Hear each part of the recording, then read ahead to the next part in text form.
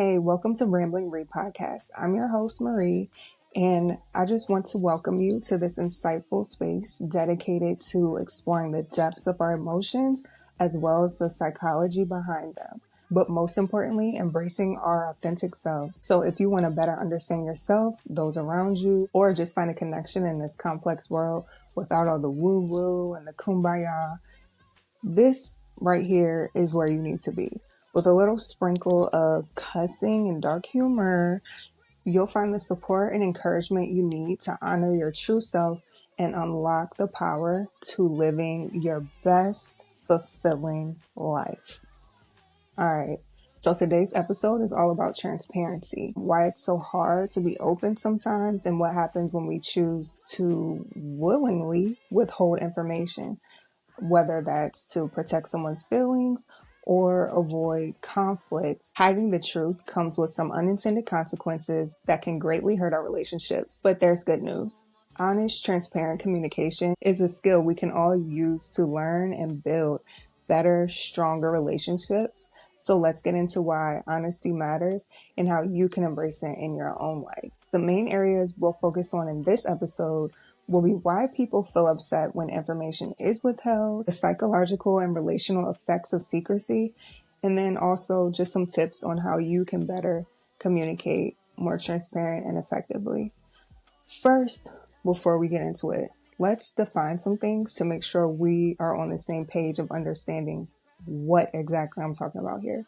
So first thing, trust. Trust, by definition, is the assured reliance on the character, ability, strength, or truth of someone or something. Secondly, honesty is free of deceit, untruthfulness, sincerity. Now, transparency and communication and relationships. I got this definition from Michigan State University. The act of good and bad information being shared upward, downward, and laterally in a way that allows all to see the why behind the words. I just want to remind you that being transparent means that the receiver didn't have to explicitly ask for the answer to a question, and they also didn't have to infer it based on what you may or may not have said. Did you know that there's actually an innate human need for transparency and honesty in relationships? Fundamentally, trust is required to provide a sense of safety. For example, let's think about young children learning how to trust. They're going to rely mostly on their caretakers because that's the reason why they've gotten to the age they are now. This is happening all the time while you're younger. Just imagine the parent telling the child, don't touch the fire, don't touch the fire every time they're in the kitchen. Don't touch the stove, don't touch the candle. At some point, hopefully not because they got burnt, but it clicks for the kid. I shouldn't touch that fire. They may not know why because they've never got burnt, but they know that their caretaker is telling them not to do something. So don't do it. They're also learning that they can depend on this thing to be true. The flame will hurt them, harm them. It's hot, all the things about a flame, right? They can rely on the fact that that's a true fact no matter where the flame is. So whether it's in the stove, whether it's the fireplace, the candle, a flame is a flame and it's hot and it's going to hurt. A toddler, can put this together.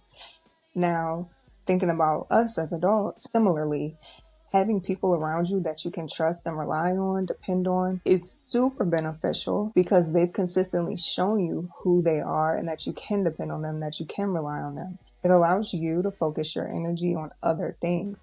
And it also gives you a sense of relaxation, comfortability, just security, and a sense of control that you know, with a reasonable assumption, what the experience is going to be like. You know what to expect from this person.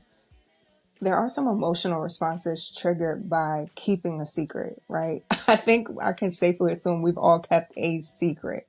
Now, just remember, you were probably tired, you were drained. Depending on what it was, you might have been depressed, you might have felt shame, anxiety. You might have experienced just overall poor health, even just while you're holding the secret. Depending on your level of self-awareness, you could have also felt the weight and the pressure of holding this secret in and what that's doing to you. You're physically, feeling something. You're constantly in this state of preoccupation, keeping that secret locked in and tucked in. It's chaotic. You may have even had to create a facade, something crazy. There's also some emotional responses when you've learned about a secret. You might be feeling betrayed, alone, secluded because, you didn't know this thing. Who else knew this thing? You're out the loop about it. Maybe you're also feeling a loss of control and a loss of autonomy because someone made the decision to keep information from you. And also, when you've revealed a secret, there's no surprise why you feel this sense of relief and this weight lifted off your shoulders now because the secret is out. Whether you revealed it, whether it came out, however it came out, whatever happened, the tension is released, right? So just think about like a gender reveal, something that's planned, or even just having a conversation with your partner, like you're unhappy in this relationship or you've been cheating or you're self-harming. Once you get it out, you literally can feel the stress release. There's actual psychology behind this feeling that you feel. In the there's an article in Forbes magazine about how neuroscientists actually believe it's biologically better for us to confess our secrets. Because holding on to the secret puts our brain in this awkward, compromised position. I'll go into it, right? Because let's get a little bit. So what happens is there's a cingulate cortex in your brain, right? And it's responsible for our emotional responses. We're actually wired to just tell the truth. So it sends a signal to other regions of the body, to do its thing so that it can do its thing and keep moving, and it just wants to learn. But when you keep a secret locked inside, you don't allow the cingulate cortex to do its natural thing, and you're stressing it out. You're stressing yourself out. Neurosurgeon Dr. Gopal Chopra, he actually calls it complications of emotional burden, and I just love that phrase. So we will be referring to it as such going forward. Back to what's going on in our brain. So when your prefrontal cortex wins the battle over your brain of keeping this secret, the pressure it causes on your cingulate cortex leads your body to ramp up those stress hormones that encourage that flight or fight response. So every time you think about this deeply held secret, your cortisol levels shooting up. They're surging. It can also affect your memory. It can affect your blood pressure. It can also affect your GI tract, okay? And metabolism. Because you're just in this constant state of, irritated bowel syndrome. You ever heard of it?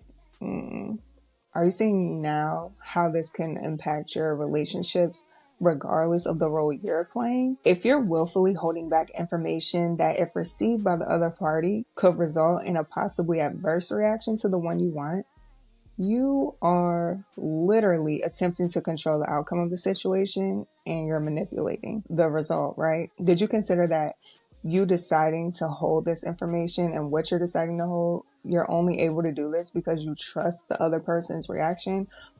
You trust in their consistency of how they operate. So you're assuming what the reaction will be to whatever the topic is, right? And so you can only decide what to hold because of your level of trust with this person. I just think it's interesting how it's about trust both ways, right? Or the lack of it. For me, this is where the trust breaks, because you could trust me to be me, but I was trusting you under false pretenses. So personally, at that point, I start running back all our previous conversations. What else don't I know? Do I know anything at all? Now I'm suspicious. Depending on the severity of the situation, our foundation could be permanently damaged. Our relationship may not be as safe as I thought it was, or you don't respect me enough, or you don't trust me enough in the way that I thought we did mutually. And now there's conflict between us because you're going to want to defend your reason behind why you did what you did. And I'm going to have questions of a lot of things, probably not only just the topic at hand, but also now there's a conflict within myself. Now I'm going to think about like, how did I miss this? How did I not know that? And I got to replay all these things. And then it's like, a lack of confidence in my own decision making. And then just the trust again and all the things. Ultimately, you remove the opportunity to collaborate and cooperate when you decide you're going to make all the decisions for everybody. Now, here's a place for us to pivot, because when it comes to perception of intent, right? Now, oftentimes as the receiver, if we know we were left in the dark, it's normal to assume the worst. Hi, me.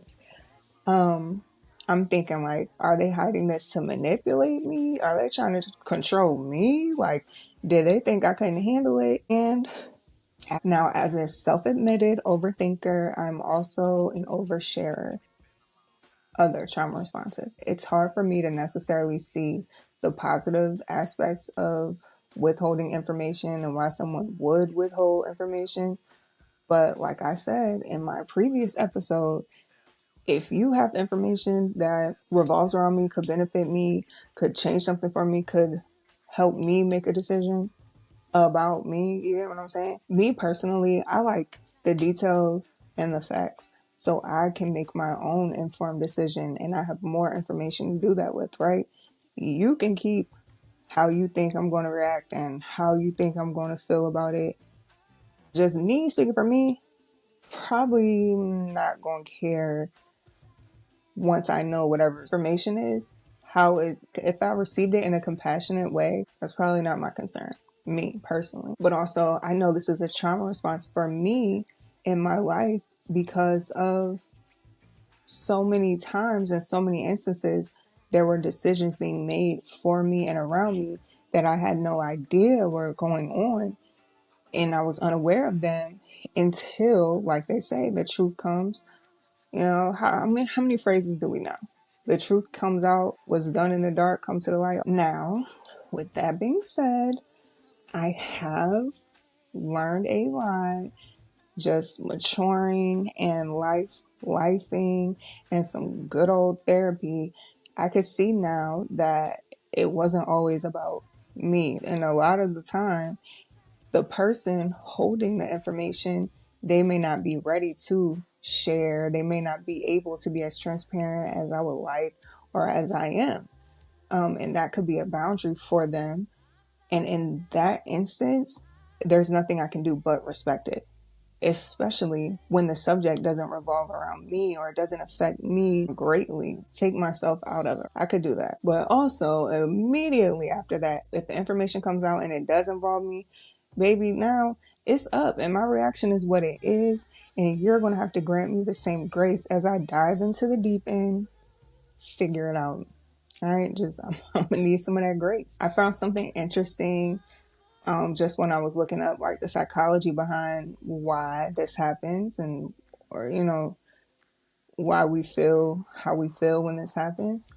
And I actually learned that traditional Navajo Indians, when they go for like medical exam or, for whatever reason, they're seeing a doctor, they don't even want to hear about negative side effects associated with their treatment or whatever they're discussing, because they believe that just invites the risk to occur. Never knew. Like many things in life, there's a time and place for most things. So without a doubt, you should be using some sound judgment and some discernment when you're trying to decide who, when, where, what, why, how to relay some information. Or even if you should. I actually do believe there's definitely instances where it's justified to withhold information. The main one I'm thinking of is when you're protecting someone's emotional or physical well-being.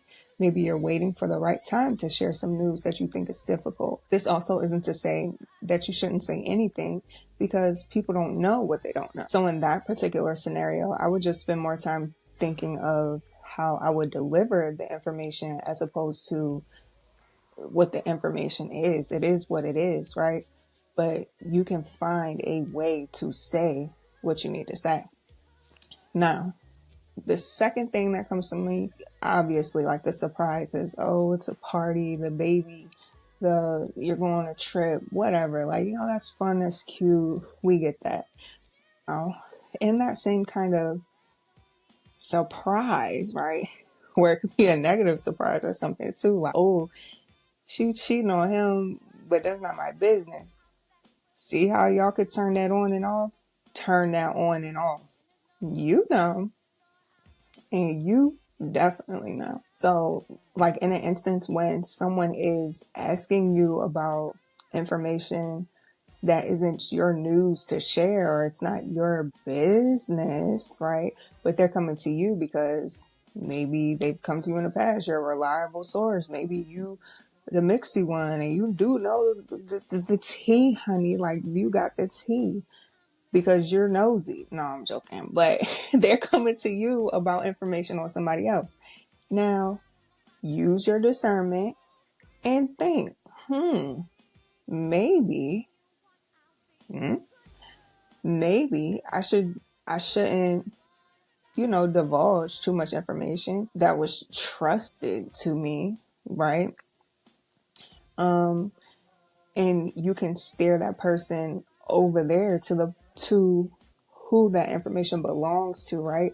So you're not, and if you don't even feel comfortable doing that, you go to the source and you just say, hey, homie wants to know about this, and I didn't feel comfortable sharing that. That's your business. I just wanted you to know that they're concerned or whatever. Now, leave it to them to figure that out. You're out of there. Lastly, for me, and probably most obvious, it's just going to be professionally. Confidentiality is a major thing, and I don't think you want to get fired about that when you hold the information, right? So whether that's a HIPAA violation because you at the doctor's office and you're telling so-and-so about what the husband got going on, don't play with them HIPAA people, and do not play with those security clearances and the security violation because you running your mouth. Everything is not gossip, honey. Use the judgment and the discernment. Now, on the other side of that, there's also time when you holding information is going to be harmful, whether that's deliberately or not. But if you're deliberately being deceitful and manipulating situations and information that you're giving or keeping, if you're trying to achieve and control like a specific response or reaction, and especially if you are avoiding accountability or conflict resolution. Let's just say maybe you're leaving out your role in a situation in an attempt to, gain supporters. So you're not sharing all the details. To me, you're doing yourself a disservice if you operate like that, because you're not looking for the truth necessarily, right? You're looking for some compassion, a listening ear, a shoulder to cry on. And it's like, you could have just said that instead of, creating some story, because it's not Real Housewives, love. Like, it's real life. And like, it's just cool. I mean, nobody's appreciating that. So instead of sharing the facts, you're just sharing what you want to share and you're trying to control the response. Could have just said that, love. Now, after all that, just tell me you've dealt with a narcissist without telling me you've dealt with a narcissist. So if you're ever debating, like, what should I tell, what shouldn't I tell, like, because you have to have a balance, right? It's some things are a need to know. You have to determine all that, and it's a case by case thing, and there's no cookie cutter to tell you, oh yeah, every time this is what you do. That ain't what I'm trying to do here, babe. All I'm saying is you need to be so fucking for real with yourself, and you need to evaluate your motives. 2 simple questions to ask yourself. Number 1, am I withholding this information for their benefit or for mine? The next question to ask yourself is, what will happen? You could say if they find out, but when they find out later, because we just won't keep it a buck. Processing those questions will help you figure out what you need to trim and what you need to share. And that should help you with your transparent communication. And I'm not saying use these questions for every time something comes out. I'm talking about when it's serious to you, when you know it's serious, when the relationship is serious with whoever, is receiving that information on the receiving end. If you care, take a second, stop and think about it. Because another thing we know is once you say it, you done said it. People don't really forget what you say. So just keep that in mind. Now, here's a point of view. You're aware of conversations happening around you, about you, but they're not with you, right? For me, I've learned that I've grown into a place where I know I just have to accept that, right? That's part of the human experience. People going to talk, there's little communities and, everyone's getting where you fit in type of thing, right? But it also made me reconsider what information I'm sharing and with who. Boundaries, because if I'm having a private conversation with someone who's the gatekeeper, that information may not be as private as I thought it was. I've just learned to vent to people less and find other ways to release myself from those complications of emotional burden. My favorites are going to be journaling. One time for the pen, y'all. I love it. Um, it's going to be journaling. It's going to be talking to my therapist. And then it's also just going to be a voice note because my phone is with me, or I'm going to get to my phone probably before I can get to a journal or I can get in with my therapist, right? In an instance where I want to get it off my chest, I'm going to the voice note. I'm going to yell in the voice note. I might cry in the voice note. I might just talk normal, but I'm going to get it out and I'm going to get it off of me. As we learned earlier, you really do have to get it off of you, and you should have a safe space to do that in. Now, speaking of a safe place, maybe you aren't aware how much information you withhold and how detrimental it has been in like some scenarios. Or maybe you are aware and you just don't know how to communicate any differently because you keep everything so close to your chest. I'll share with you a few strategies that I found help me to communicate more transparently. First of all, really be so fucking for real with yourself and your intentions with what you're doing with this information. And know that your intentions in sharing it may not align with the impact that it has on the receiver. Also know that's out of your control and that is okay. Understand that you sharing information, especially if it's vulnerable with people who you deal with on a regular basis, is actually going to be received quite well. In most cases, when you're being genuine and honest about something, how can someone be mad at that? I think you'll be surprised with how that can actually just change your relationships with some people in general for the best. Imagine the last time a friend, a family member has some information they could have shared with you, but you didn't get that information in a timely manner and it changed. Maybe something small, something large, maybe the trajectory of your life, maybe your career path, whatever. But just imagine if the person came to you and they just said like, hey, I wasn't sure how to bring this to you, but I want you to know this, or I think you should know. Like, can you just imagine the compassion of just that statement alone? Because the person knows this information must be somewhat important for you to know. And they're already saying they're not sure how to come to you with it. So they should lower your guard, lower your defenses, and just receive the message, that they're giving to you. And on that note of receiving it, the person sharing the information should be open to feedback and they should ask for feedback if it's not, readily available. Make sure that your information and the message is being sent clear and it's being understood and interpreted correctly in the way that you intended it. Now, with that being said, you realize that we cannot control other people's emotions and reactions, but you can control how you handle it. So all I would say in that moment, once you've given the information, and this to say people every time, it's not going to be like, you're the bearer of bad news in the situation. There are positives, but I'm pretty sure you know how to receive that well. It's usually when it's a negative or stressful response, there comes an issue with, or how to receive that. A healthy way to handle someone's response to getting some maybe less than good information would just be to validate their feelings, their experience, because They have the right to feel however they feel. It's not up to you to try to change that, and there's no right or wrong. Just simply, I know what that must be like. I've been there. I can't imagine. If someone ended up getting hurt by you withholding information, you should be okay and be ready to apologize for that. It's fine to apologize, people. It's fine to get some things wrong in life, and you just got to pick it up and go forward from there. But don't run from it. Don't try to gaslight them. Don't gaslight them. That's going to make it worse. Don't do that. But unfortunately, in a lot of situations, the trust may be broken at this point. Sometimes you can actually rebuild the trust. Of course, it's going to be a hard process, an upward battle, especially depending on the specific circumstance. But anything is possible.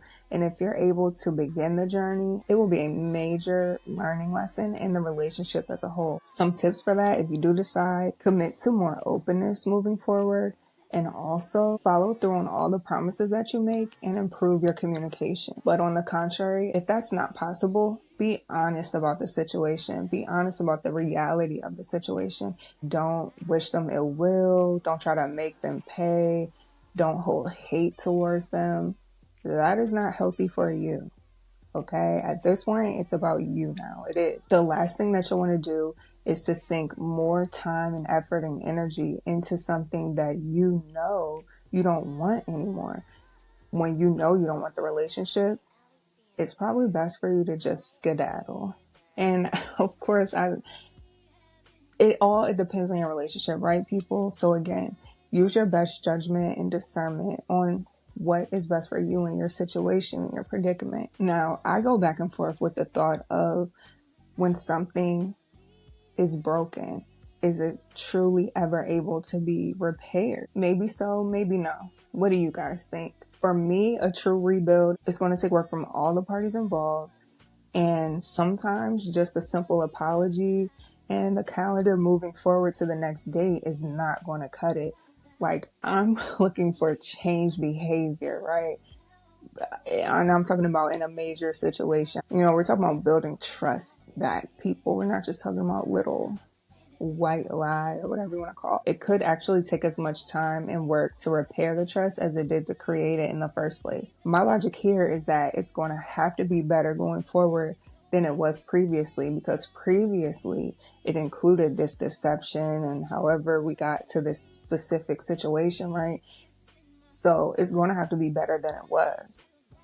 So if you do decide to rebuild, make sure that you're taking the time to check in with yourself and figure out if it's worth it for you. Just remember why you're doing it in the moments when it can get hard and difficult. Now, up to this point, we have talked about the complications of emotional burden and that we're wired one way, and how doing the opposite will literally do you harm. You don't need extra stress in your life, babe. I promise you don't. Now, also, we talked about how there's levels to transparency, and you should be using your judgment and discernment to figure out the who, what, when, where, why, to determine what's the appropriate level of information you should be sharing. And the last thing we touched on was how being more upfront allows you to build safer and stronger relationships, and also how to repair them, if and when the trust should break. Now could be a great time to go ahead and consider, your own communication patterns. Think about the role you've played in some of your own relationships and how they transpired or expired. And speaking of expired, we are at the end of our episode. I hope you enjoyed it. I hope you heard something that was helpful. Next time, we'll focus on setting those healthy boundaries without the guilt. Make sure you don't miss it by subscribing. And don't forget to share, like, leave a review, and chime in. Take care.